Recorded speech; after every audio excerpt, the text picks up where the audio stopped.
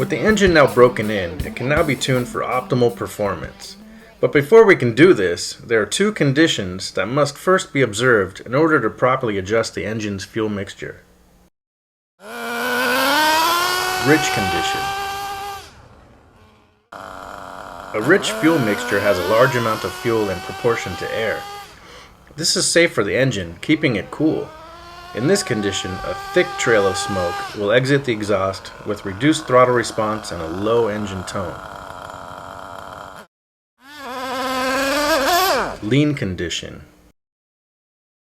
A lean fuel mixture has a small amount of fuel in proportion to the air.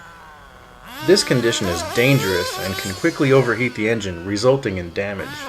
Little or no smoke and a high-pitch operating tone can identify a lean condition.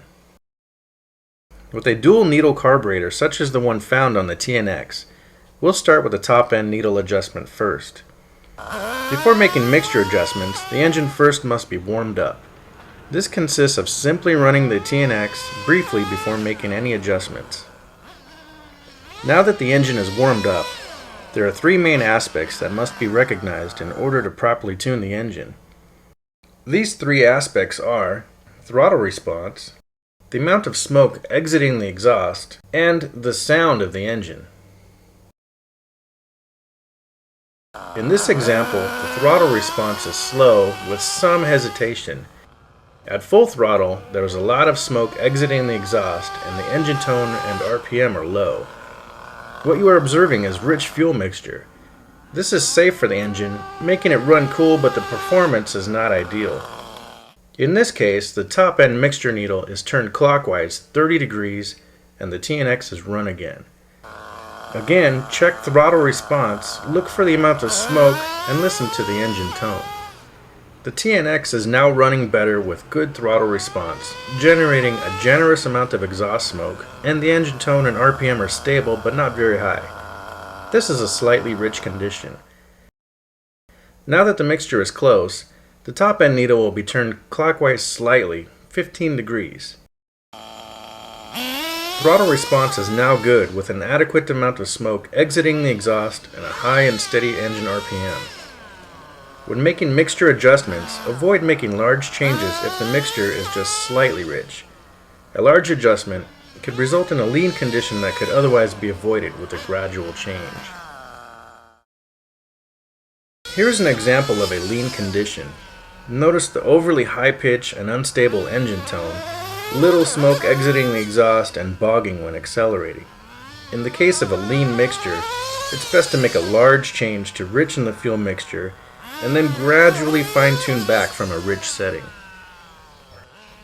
The top end needle is rotated counterclockwise half a turn to richen the mixture, and the tuning process is repeated.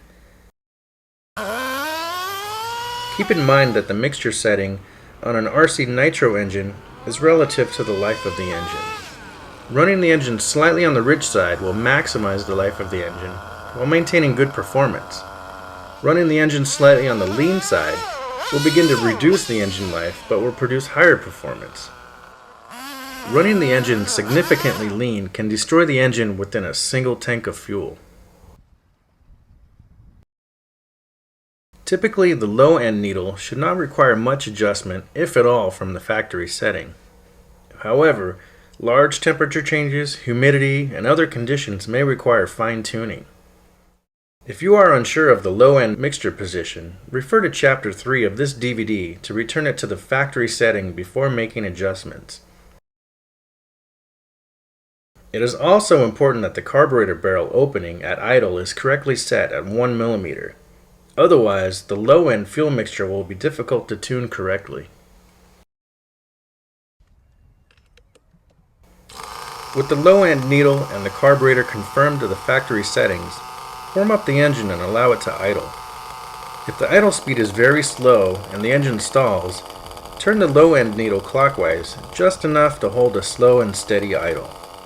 If the engine speed at idle is too high, rotate the low-end needle counterclockwise enough to hold a slow and steady idle. To test the mixture at idle, pinch and hold the fuel line just before the carburetor and listen for a change in engine RPM.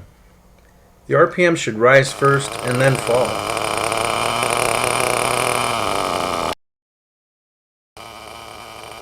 If the RPM drops immediately, the low-end mixture is too lean.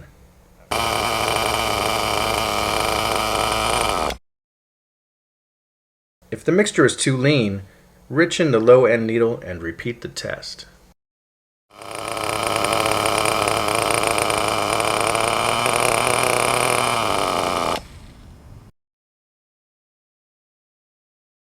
Now check throttle response, the amount of smoke exiting the exhaust and engine tone while accelerating from idle.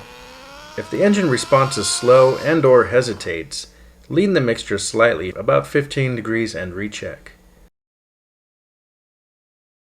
Continue making small adjustments until the response is quick, yet still generating an adequate amount of smoke and the engine tone is steady and smooth.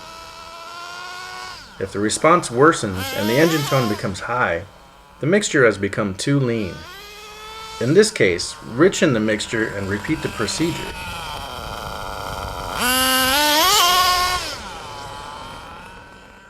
After an ideal setting has been reached, retest the mixture at idle by pinching the fuel line. The RPM should rise first and then drop.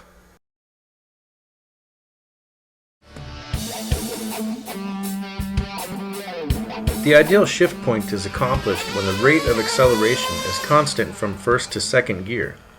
Before making two-speed adjustments, the engine mixture should always be set first, and the engine should be up to operating temperature.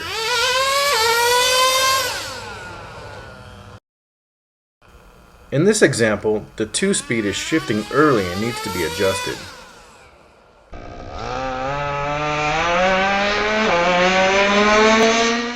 Before making any two-speed adjustments, always shut off the engine. To adjust the two-speed, remove the rubber cap located on top of the transmission next to the spur gear. The two-speed aluminum clutch bell will now be visible. Roll the TNX backwards slowly to rotate the clutch bell until the opening is visible. Hold the gear in place with the 2mm wrench and slowly roll the TNX forward to locate the 2mm adjusting screw. There are two screws that will rotate past the opening. The first is a locking screw, which holds the two-speed cam onto the transmission. Do not adjust this screw. The second is the two-speed adjustment screw. When this screw is lined up with the opening, insert the 2mm Allen wrench and turn it clockwise 45 degrees to delay the shift point. Do not turn the adjustment screw more than 180 degrees at a time to avoid passing your target shift point.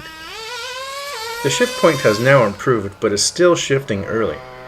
Stop the engine, rotate the adjustment screw clockwise another 45 degrees, and recheck the shift point.